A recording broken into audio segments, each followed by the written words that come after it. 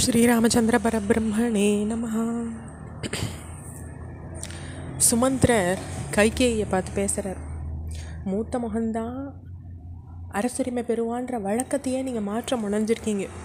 ஒரு சதிகார செயலை செஞ்சு கூட இந்த பூமி பிளந்து நாசமாகாமல் எப்படி இருக்குன்னு தெரியல.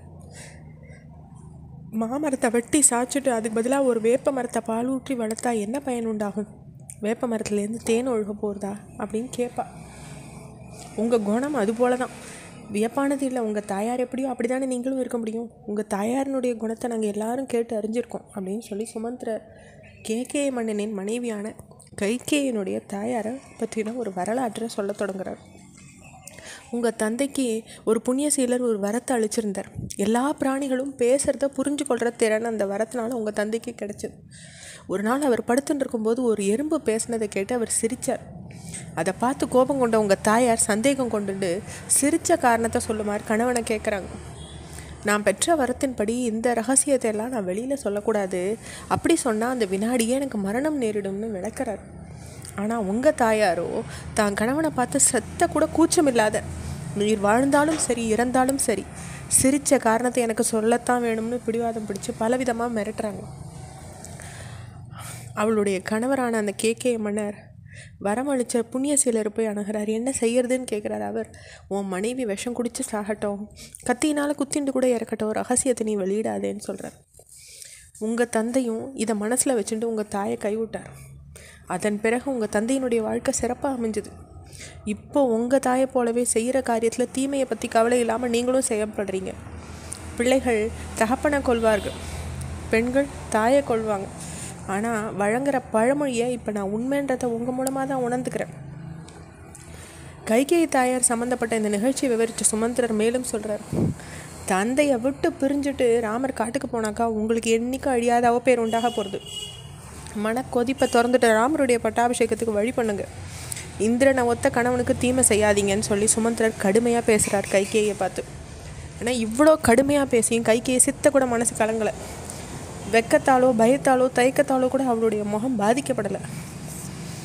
மனசு மாறாத அவங்க தசரதர் கண்களில் நீர் வழிஞ்சுட்டு இருக்கும்போது சுமந்திரரை பார்த்து தசரதர் சொல்கிறார், தேர், யானை, குதிரை, காலாட்படை ராமனை பின்தொடர்ந்து போகட்டும்.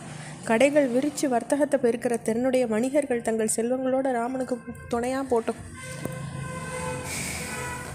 தங்கள் போட்டிகள்னால அரசரை மகிழ்விக்கக்கூடிய மல்லர்கள் ராமரோட கிளம்பட்டோம். காட்டின் தன்மையை நன்கு அணிஞ்ச வேடர்களும் சிறப்பான ஆயுதங்களும் பலவிதமான வண்டிகளும் ராமரை பின்தொடர்ந்து போகட்டும். ஜன சஞ்சாரம் இல்லாத காட்டில் வசிக்க போகிற ராமனுக்கு உதவிய அரண்மனையினுடைய நெற்களஞ்சியமும் பொக்கிஷமும் அவனோடு எடுத்து போகப்படட்டும். மேன்மை பெற்ற ரிஷிகளை சந்திக்கிறது மூலமாக, புண்ணிய ஸ்தலங்களின் யாகத்தை நடக்கிறது மூலமாகவும், முறையான வழியில் தான தர்மங்களை செய்கிறது மூலமாகவும் ராமன் காட்டிலேயே மகிழ்ச்சியோடு வாழட்டும்.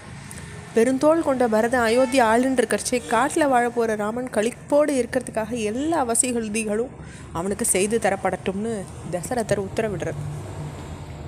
இதெல்லாம் கேட்டுட்டு கைகேயினுடைய நான் வரல்றது, அவளுடைய தொண்டை அடைச்சிக்கிறது, உதடுகள் உளர்றது. பெருத்த வருத்தமும் துக்கமும் அடைஞ்சவளா அவள் தசரதரை பார்த்து, போதைப் பொருள் விளக்கப்பட்ட மதுபானம் இன்பத்தை தராது. செல்வங்கள்லாம் பறிக்கப்பட்ட ராஜ்யம் அது மதுபானம் போன்றது தான். எதுக்கும் உதவாத அந்த ராஜ்யத்தை பரதன் ஏற்க மறுப்பான் அப்படின்னு வெறுப்போடு பேசுகிறாங்க.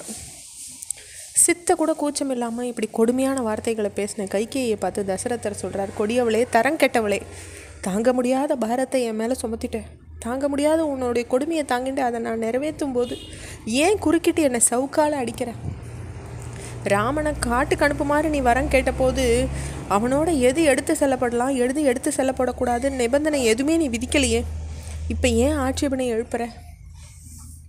கைகேயோ விடுறதா இல்லை. உங்களுடைய பரம்பரையில் உங்களுடைய முன்னோர்களில் ஒருத்தரான சக்கர மன்னன் தன்னுடைய மகன் அசமஞ்சனை நாட்டை விட்டு விளக்கின போது அவனுக்கு எதையும் எடுத்து செல்ல அவர் அனுமதிக்கலை. அதே போல தான் எந்த ஒரு வசதியும் செல்வமும் இல்லாமல் தான் ராமன் காட்டுக்கு போகணும்னு கைகேயி பிடிவாதமாக சொல்கிறாங்க. அவங்களுடைய வார்த்தைக்கு தசரத மன்னருடைய பதிலை அடுத்த பகுதியில் பார்க்குறேன். ஸ்ரீராமச்சந்திர பரபிரம்மணே நமஹ.